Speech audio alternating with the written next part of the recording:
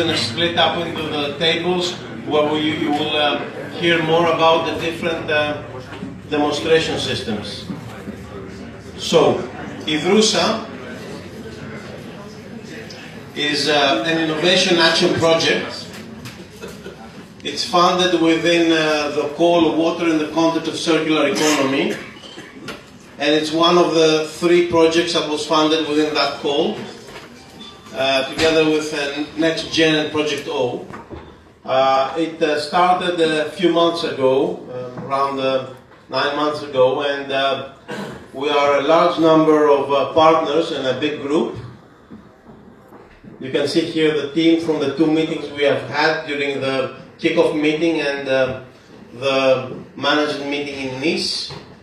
We have on board water utilities, we have municipalities, NGOs, universities, SMEs, and the basic idea of the project is that we work at a decentralized level for valorizing non-conventional water sources. But when we talk about non-conventional water sources, what do we mean? We're talking about wastewater, treated wastewater, we're talking about seawater, but also groundwater, even water that comes from the humidity of the air. And we are implementing several innovations which we're going to talk about during the different tables discussion, including and putting a lot of emphasis on nature-inspired and nature-based solutions.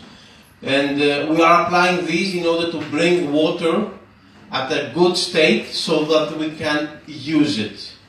And when we're talking about using it, we're talking about different uses, domestic use, toilet flushing, for example. We're talking about agricultural irrigation.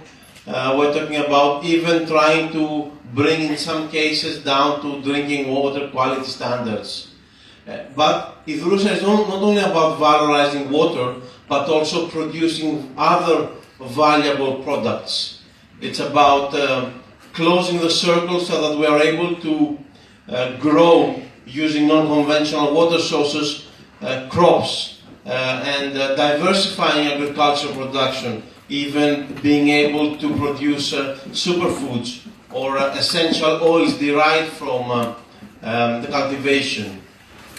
We are applying this in coastal areas, and we have 3 islands, 3 Greek islands, Lesbos, Tinos, and Mykonos. We are applying our 6 demonstration units. You will have the opportunity to listen about this in the roundtable discussion.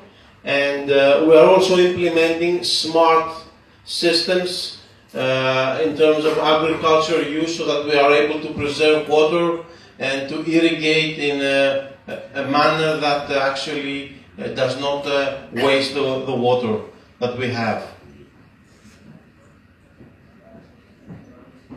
So, Johannes presented this before, but I would like to put a little bit more detail on this figure. If I were to present you the project in one slide, this is a slide.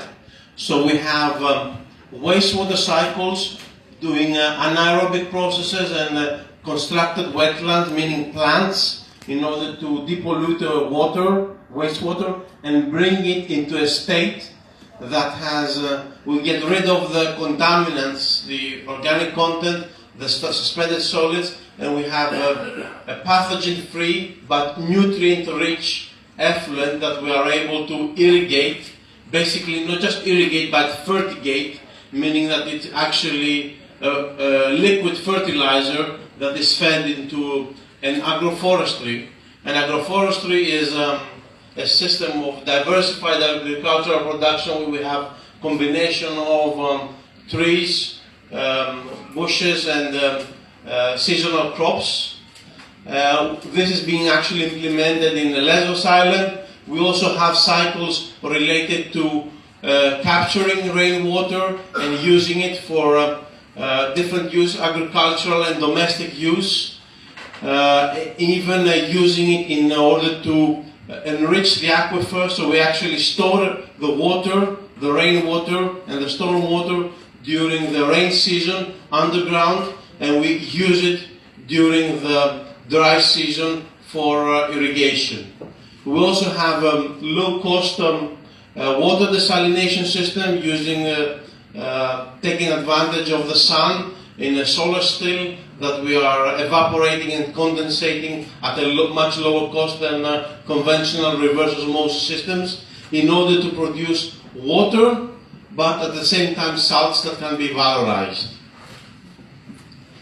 So HYDROUSA is, as I mentioned, implemented in these 6 demonstration sites, and the idea in the Hydro 1 is that we want to have complete use of the treated wastewater for agricultural irrigation.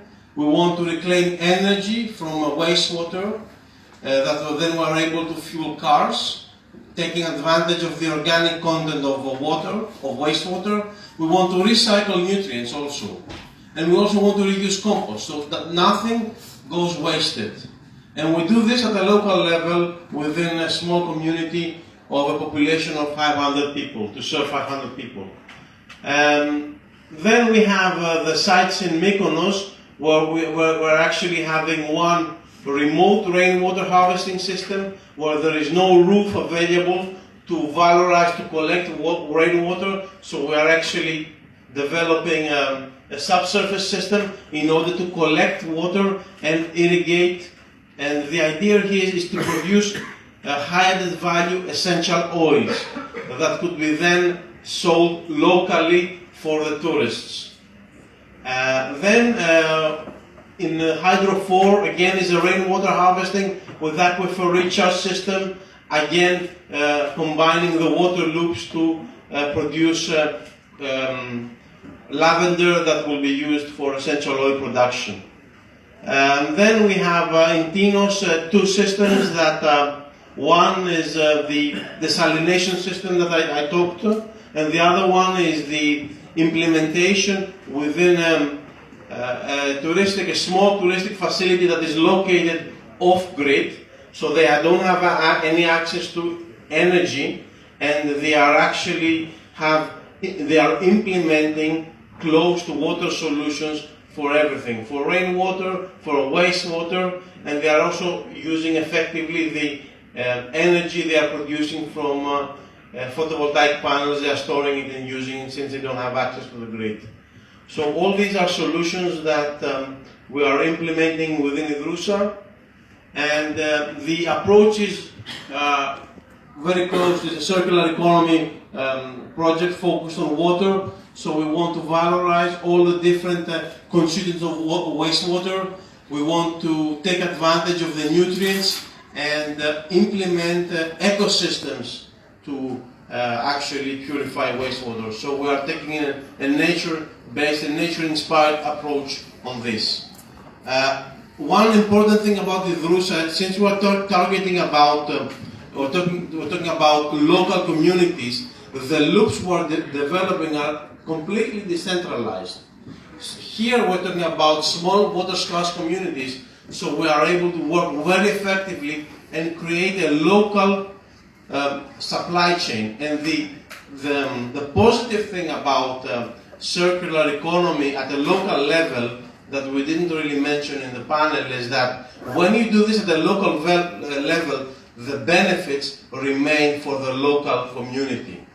So we're not if you're transporting it away, you could lose some of the benefits. You could have intermediate players that take some of the profit and capitalize upon it, so the profit margin decreases. But here we're talking about locally, water utilities, farmers, municipalities that will valorize from this kind of system, even private domestic houses that are implementing these solutions. So our business model is circular and decentralized. So we are using the non-conventional water sources, we are valorizing the water, and we are also decreasing the payback time of our water technologies by actually increasing, by diversifying agricultural production and introducing in the market potentially products that have a higher added value than the crop itself, for example, essential oils. And we are targeting basically the local markets and the tourists. So this is basically the business opportunities within HYDROUSA.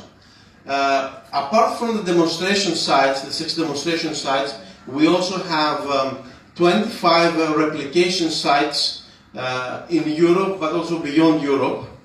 And the idea of the replication sites is to demonstrate the HYDROUSA technologies can work in also other water-scarce areas, Mediterranean, but also other non-Mediterranean areas. In these transferability sites, we're not constructing systems, but we're implementing soft actions, workshops, stakeholder engagement, even design, taking into account the local legislation. This is a key barrier for us to have to conform with the existing legislation in each country where we are implementing the solutions. And we have a very strong ICT dimension in terms of online monitoring and controlling our processes. So we are installing probes that will measure key parameters that are important to us and will demonstrate the suitability of the water, but also maximizing the water that is used in the agriculture.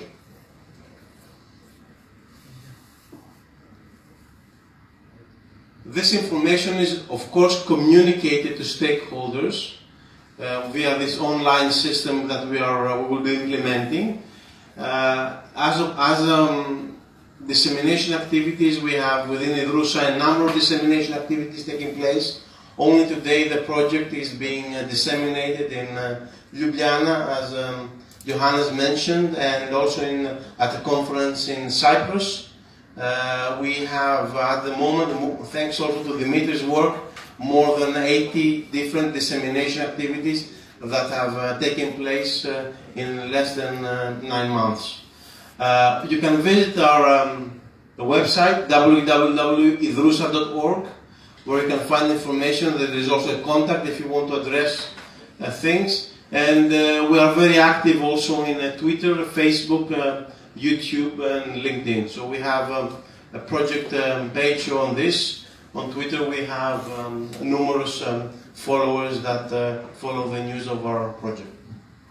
So that's it, and feel free to join.